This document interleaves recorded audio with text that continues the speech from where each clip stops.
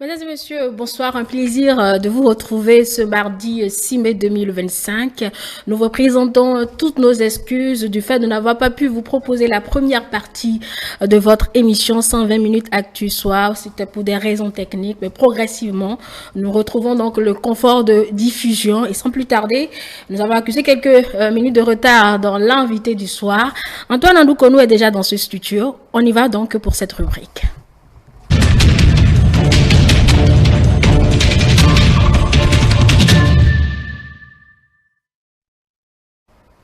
Merci de nous proférer et de rester fidèles à nos programmes. Mesdames et messieurs, dans la soirée de ce 5 mai, on a appris une rencontre entre le médiateur de la République et l'ancien président de l'Assemblée nationale, Adrien Ongbeji, une séance qui fait suite, selon le journal matinal, à celle tenue du 15 avril avec l'ancien président de la République, Nicéphore Soglo.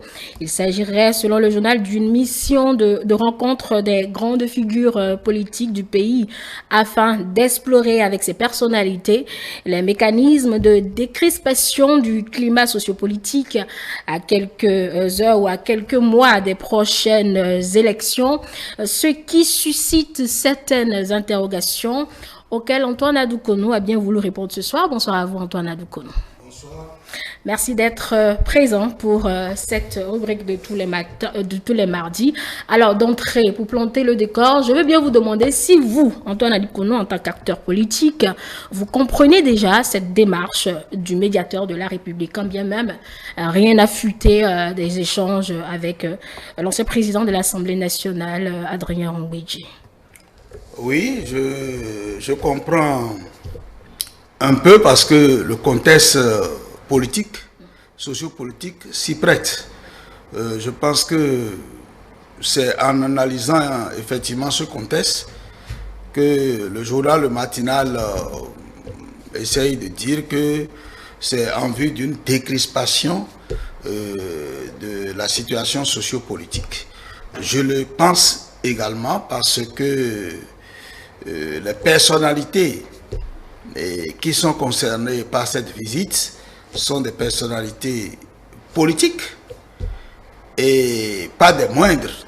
Parce que lorsque nous parlons d'anciens présidents d'institutions, lorsque je parle du président Nicéphore Dieudonné Soglo, c'est toute une bibliothèque qui est en déplacement et ce sont des gens qui ont déjà géré le pays, les institutions et comprennent beaucoup de choses qui n'est pas certainement au vu au su de tout le monde et qui peuvent contribuer fortement à la promotion de la paix en période électorale, à une promotion de la cohésion sociale et à des moments difficiles pour notre pays.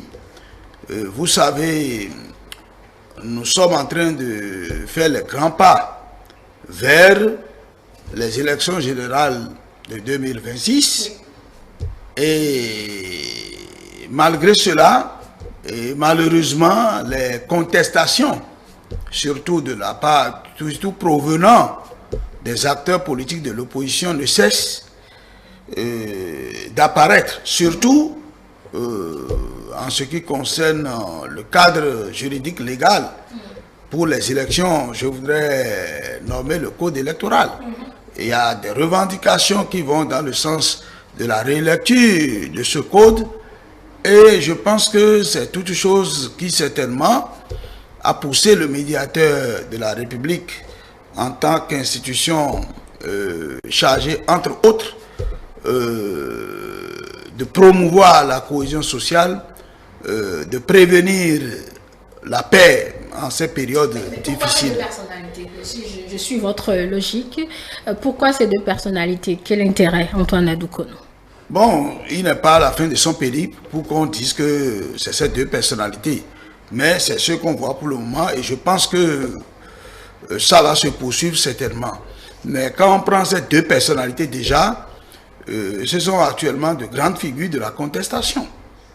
Surtout quand vous prenez aujourd'hui Maître Adrien Ongbeji, dont la position a surpris plus d'un, puisque étant quand même un leader influent de l'Union progressiste, le Renouveau, pour avoir fusionné son parti, l'ex-parti, j'allais dire, le PRD, à l'UP, pour qu'on ait l'UP, le Renouveau. D'accord? En ces derniers temps, son opinion, certainement, a changé de camp. Et pratiquement, il tient le même discours que l'opposition, en témoignant la visite du groupe parlementaire, les démocrates, chez Maître Adrien Humbedi. On est tenté de dire qu'il s'est rangé, il a choisi désormais son camp. Et il ne l'a pas dit. Donc. Non, c'est au vu de ce que nous voyons qu'on est tenté de le dire. Et vous savez, le président Soglo, quand bien même à des moments donnés, il ovationne le gouvernement actuel à travers ses différentes visites sur les différentes réalisations spectaculaires du gouvernement, il n'en demeure pas moins que il est resté toujours dans les contestations de retour des exilés politiques, de libération des prisonniers politiques, etc., etc. Donc, quand on voit tout ça là, certainement le médiateur a jugé bon de prendre pas le bon bout pour commencer par visiter ces grands leaders qui sont de grands contestataires actuellement, pour que les autres certainement suivent, pour qu'on essaie quand même de trouver un minimum de consensus social. Justement, je prends votre chute par ce même bout. En le faisant comme ça, Antoine Adoukono, n'est-ce pas aussi une sorte de validation d'une certaine crispation du climat politique que la mouvance à laquelle vous appartenez n'a jamais acquiescé ou validé? Je ne sais pas si vous comprenez bien le sens de ma question. Bon, j'ai compris, mais je crois que nous n'allons pas peut-être percevoir la chose de cette façon, parce que le médiateur de la République, il est là, et les crises viennent. Et il prend son bâton de pèlerin. Cela ne veut pas dire qu'il veut aller valider telle position ou telle position. La démarche n'est-elle déjà pas une validation? Non, la quand démarche, on s'oriente vers la démarche ne c'est saurait... qu'on reconnaît qu'il y a peut-être un problème. Non, oui, il y a problème. Il y a problème, même s'il n'y a pas problème. Il y a... Il peut y avoir problème sans avoir problème, Antoine Adoukono. Il y a un début. Il y a un début, puisque, vous savez, la paix n'est pas un mot. Pour citer Félix Houphouët-Boigny, c'est un comportement. Donc, si le médiateur doit promouvoir la cohésion sociale, prévenir les conflits, il est mieux de le faire très tôt. Parce que les crises ne naissent pas brutalement. C'est de bout en bout, de mot à mot, petit à petit, que les crises naissent. Donc, ce que dit aujourd'hui Humbedi, s'il continue de dire cela, si Nicéphore Soglo maintient toujours ses positions de retour d'exilés politiques, de ceci, et que les démocrates, tout le monde dit cela, et que finalement, ça finit par forger une certaine opinion, ça peut conduire à une crise. C'est pourquoi prévenir, mieux vaut prévenir que guérir, dit-on. Il faut très tôt commencer par chercher les voies et moyens de conciliation vers la paix. C'est ça qui a fait que le médiateur a été, disons, prompt très tôt pour ne pas régler de grands conflits demain. Donc, je ne dirais pas que c'est une démarche de validation, mais c'est une démarche de prévention des crises. C'est ce que je pense. D'accord. Alors, quand on connaît justement les exigences de ces personnalités que vous venez d'ailleurs de rappeler, Antoine Adoukono, on peut se demander la concession que le gouvernement veut bien faire, puisque une démarche dans une décrispation, c'est que les deux parties feront une concession. Vous avez rappelé Adrien Roumbédi qui a demandé de libérer ce qu'ils appellent détenus politiques. Pareil pour l'ancien président de la République. Là, on se demande, mais qu'est-ce que le gouvernement est prêt peut-être à concéder si crise il y a, si c'est qu'on veut régler une crise? Bon, je ne dirais pas. Je sais que dans une médiation, les parties en conflit, chacun ayant le même objectif, si tout le monde a le même objectif, je précise cela parce que si l'objectif des uns n'est pas de rechercher la paix, n'est pas de promouvoir la cohésion sociale, c'est là où la médiation devient très difficile. Sinon, si les parties en présence dans la médiation ont les mêmes objectifs, c'est sûr que chaque partie va faire le pas de concession qu'il faut pour atteindre l'objectif qui est visé. Donc, je présume de bonne foi les parties en conflit, c'est-à-dire et le gouvernement et l'opposition entre griffes, que ce qui peut prévaloir au-dessus de tout, c'est le Bénin. Si tel est le cas, je suis sûr que si le médiateur fait bien son travail, dans une certaine neutralité, les parties trouveront toujours des points d'accord sur l'essentiel pour que la décrispation y ait. Donc, ça dépendra de comment les choses vont évoluer. Il est vrai que vous n'êtes peut-être pas au cœur de ces échanges, mais on peut également se demander, puisque là on ne fait que de la conjecture, on peut également se demander ce que ces personnalités-là, elles aussi, sont prêtes à concéder dans cette médiation. Bon, je crois que ils sont les demandeurs, ils sont les protestataires. Mais ce qu'ils demandent, ils peuvent aussi le voir du point de vue objectif. Lorsque on me dit par exemple le retour des exilés politiques, ou bien on me dit... Libération des détenus politiques, retour des exilés, savez, ça ce sont des citations. Et également laisser tout le monde aller aux élections pour éviter des élections Wahala. Ça, je l'emprunte toujours des mots de l'ancien président de l'Assemblée nationale, Adrien Roumbédi.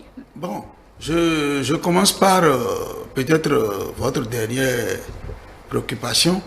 Laisser tout le monde aller aux élections. Bon, je ne sais pas ce que ça veut dire.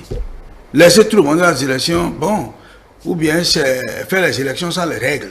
Puisque tant qu'il y aura des règles, c'est qu'il y aura des gens qui ne pourront pas aller. Je ne voudrais pas répéter le professeur Joseph Diogbenou. Gouverner, c'est exclu. C'est vrai que les politiciens ont pris à tort cette expression, mais c'est tout à fait la réalité que dit Diogbenou. Parce que lorsque nous voulons aller aux élections, nous disons qu'il faut un cadre juridique, et tant que nous mettons en place le cadre juridique va exclure certainement certains. Si on dit qu'il faut à 40 ans, à plus de 40 ans, on ne peut plus, à plus de 70 ans par exemple, on ne peut plus être candidat aux élections présidentielles. Il y a des gens qui ont plus de 70 ans et qui se sentent capables d'exercer la fonction. Nous voyons dans les grandes démocraties des gens qui ont plus de 70 ans et qui gèrent les grandes nations. Mais nous avons fait un choix politique ici. Et tant que ce choix est là, ceux qui ont plus de 70 ans, par exemple, qui se sentent capables, ne pourront pas parce que les règles ne leur permettent pas. Bon, dire que laisser tout le monde aller aux élections, est-ce que c'est permettre à toutes ces personnes-là d'aller aux élections?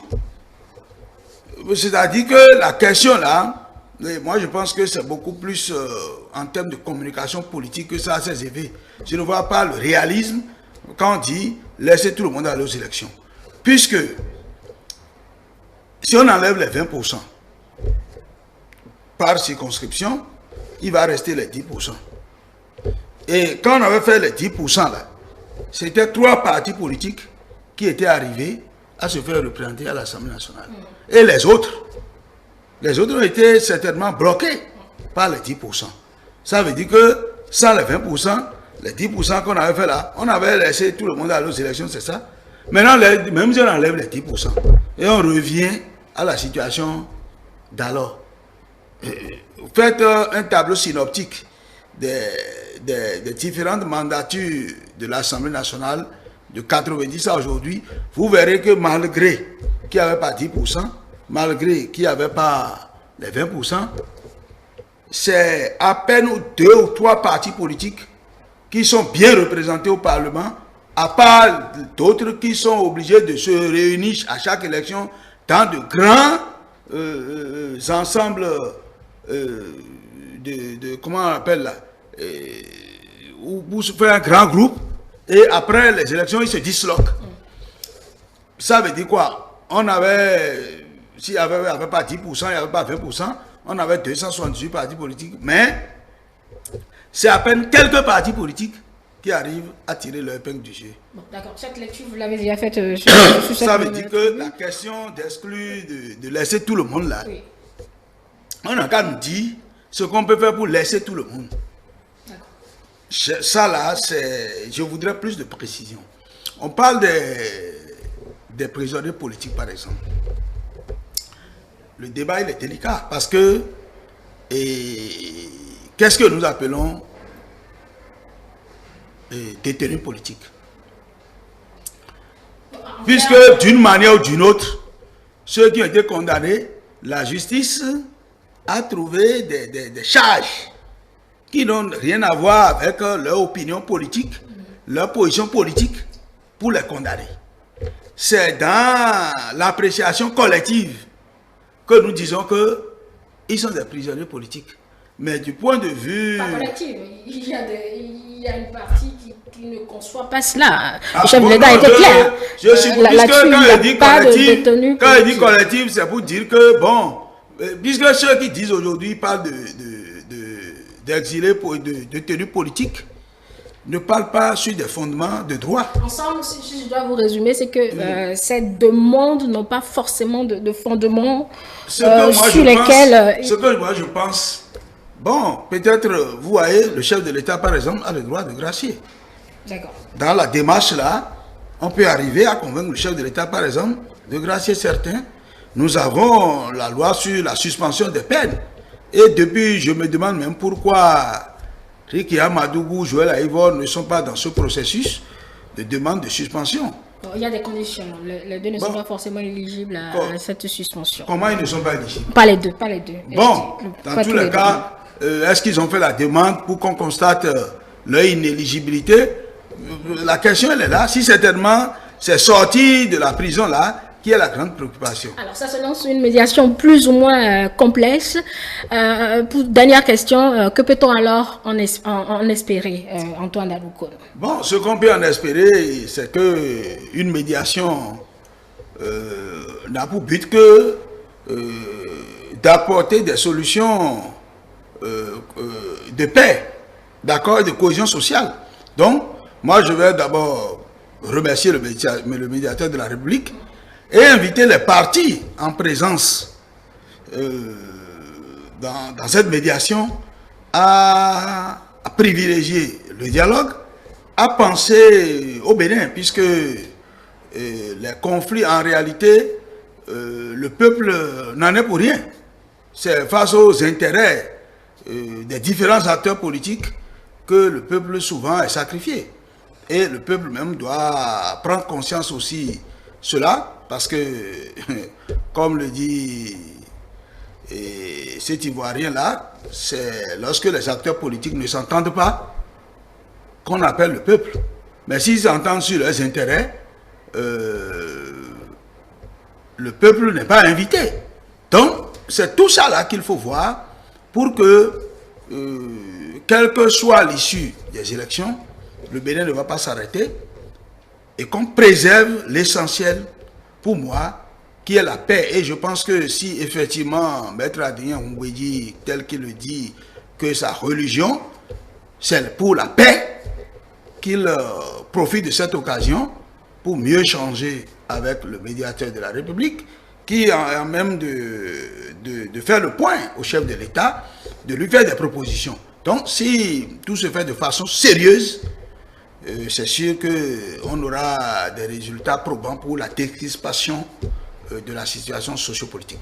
Merci à vous, Antoine Alukono. Ce sont là vos analyses à vous sur cette initiative du médiateur de la République. On retiendra que les deux parties sont appelées à jouer leur partition pour que cette paix cherchée soit retrouvée afin que les élections se déroulent dans de super bonnes conditions.